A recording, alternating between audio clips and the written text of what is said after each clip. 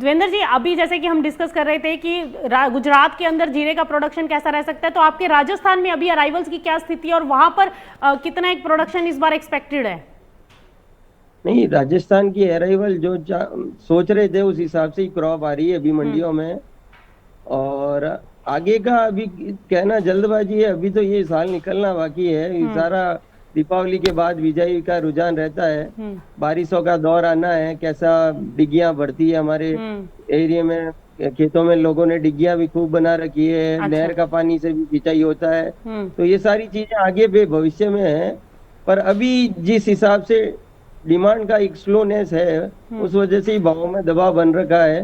बाकी जैसे ही थोड़ा बहुत डिमांड का पॉजिटिव हुआ तो ये भावों में 5-10 रुपए का सुधार ही होगा। जाने में अब ज्यादा नहीं लगता है।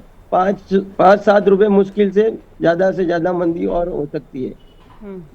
तेजस्वी, जैसे कि अभी हम बात कर रहे थे कि अगर एक्सपोर्ट खुल जाते हैं, अगर ये वॉर की स्थिति स्टेबल होती है, तो इसका असर जो है जीरे के एक्सपोर्ट के अंदर ट्रांसपोर्ट के ऊपर कितना एक इम्पैक्ट जो है वो प्राइसेस के ऊपर आ सकता है? क्योंकि देखिए ट्रांसपोर्ट कॉस्ट इससे बढ़ सकती है, क्योंकि अभी की जो स्थिति बनती हुई दिखाई दे रही है तो उसमें तो फिलहाल कोई ईज ऑफ लगता नहीं है, तो इससे हमारे एक्सपोर्ट्स महंगे हो जाएंगे। तो इसका कितना एक इम्पैक्ट आप समझते हैं कि इसके ऊपर आ सकता है?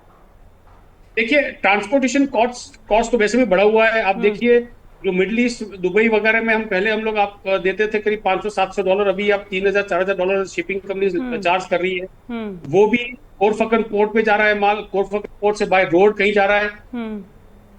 कोरफकन पोर्ट से कहीं बाय रोड जा रहा है, वहां से भी चार्जेस ज्यादा लग रहे हैं। हम्म। तो मेरे ख्याल से कहीं ना कहीं ये भाव पे दबाव और कॉस्टिंग पे डिमांड के दबाव तो ऊपर बना असर हुआ है। आएगा। हाँ, आगे जाके आप देखिए कि अगर दूसरे क्रॉप्स है, जैसे चाइना है, टर्की है, हम्म। उसके क्रॉप्स कैसे आते हैं, क्या क्वांटिटी में आते हैं, क्या क्वालिटी में आते हैं, हम्म। उस वहां पर भी एक फैक्टर प्ले करेगा। क्योंकि चाइना भी फिलहाल डिमांड में भी नहीं है, क्योंकि हम्म। वो बोल रहे हैं कि हमारा क्रॉप अच्छा है, तो वो भी उनका भी डिमांड काफी स्लो है अभी। हम्म। तो देवेंद्र जी, आपको क्या लग रहा है अभी अगर हम प्राइसेस की बात करें तो एक रेंज बाउंड कौन सी आपको दिख रही है इसमें, कि नीचे में प्राइसेस अगर यहाँ से, जैसे कि आपने कहा कि नीचे में अगर गिरते हैं तो 4 से 5 रुपए और करेक्शन, तो अपसाइड अगर यहाँ से बनता है तो वो कितना हो सकता है? कि क्या डिमांड वापस से निकलती हुई दिखाई देगी और ये अपसाइड कब तक एक्सपेक्टेड है? अपसाइड में भी 10% से ज्यादा अभी बढ़ता हुआ लग नहीं रहा है मैडम। हम्म। बाजार डिमांड सुधरेगी तो भी 10% बाजार एक बार सुधर सकता है। हम्म। घटने में 5-7 रुपए, मतलब 5% घटने में, बढ़ने में 10%।